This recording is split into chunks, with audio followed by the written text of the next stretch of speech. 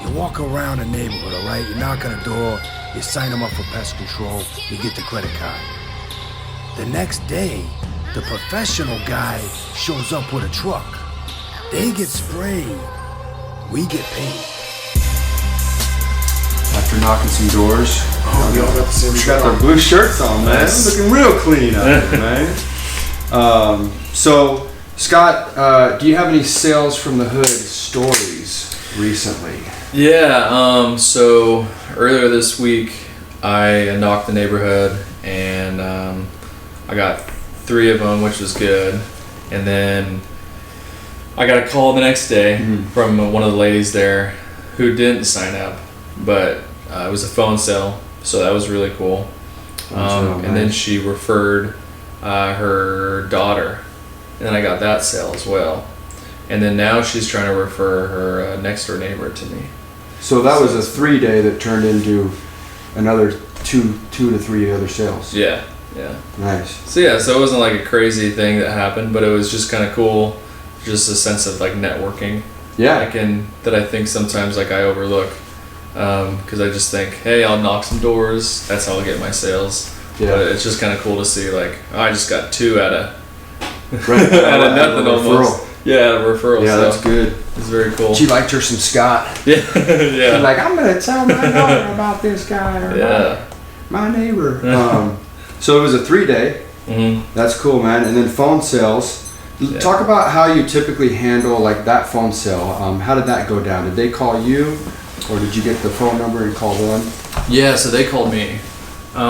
So I pitched her husband the day prior, and they were kind of busy, but very interested.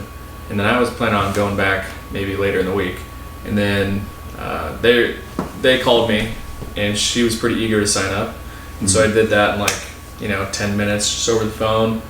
I didn't pitch her before, so I just did like kind of a service pitch, told her everything, and she was totally on board. She was on board before I even did the pitch, so that was cool.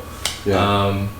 Went into pricing, everything panned out, and then she's the one that offered and said, hey, my sister or my daughter, this would be something that she would do. Okay. So she talked to her first, which was cool. She softened her up to it and basically pitched her. And then about an hour later, I called the daughter, and that was like even quicker.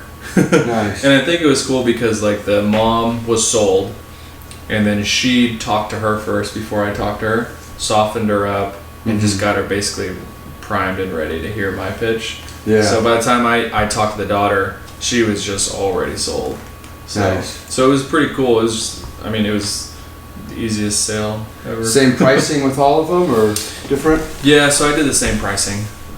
That was kind of one of the contingencies. Keep it consistent. Yeah, they wanted just the same like discount. Everybody gets the same deal. Yeah, which they liked a lot.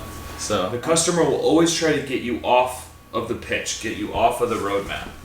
Don't let them. Yeah. Don't let them do that. They'll have random questions. They'll be all over. You answer that, and then you go back to where you were, because going through the roadmap will answer all their questions. So basically, you might forget something, you might leave something out, or you might not tell them something that's important that will blow up the sale later if you just start answering questions and closing and you don't finish the thing. So what Scott did was, she has a question about whatever, or maybe she doesn't have a question, she's just ready to sign up, and he's like, okay, before I sign somebody up, I want to tell them the pricing. So he goes through pricing. Okay, just so you're aware, on the first one, this much, quarterly, this much.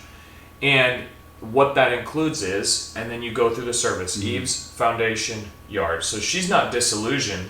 Right. When the guy shows up and he does the eaves, the foundation, and the yard, she doesn't go, well, I didn't really want the yard done because we have crickets in the yard and we want our crickets. And I thought this was just for ants and spiders. And then she's got you on the phone and she's going, Scott, what's going on? I thought, this and that, or whatever, So there's no questions, no disillusion. Now, could you sign somebody up without telling them the service and they'd be totally happy? Probably 90% of the time. But I'm not really willing to risk it. Yeah. And most people will hear you out. If they're ready to sign up, they're like, okay, well, he's just explaining to me it only takes 3 minutes to go through the service quick. He's explaining to me what's going on. They'll be totally fine with that, and they're like, okay, great. I'll see you tomorrow, and it's not a big deal. That's good. So yeah. just so that you don't lose your balance at Right. the end of the day, because you can really get tipped off balance and not know where to go if you just start going off into every which direction with Yeah. a phone sale. Because people will typically call for a reason. Oh, I got ants. I definitely need this. And I talked to Sally. She said you guys are good. And, she may have gotten the wrong information from Sally. Right.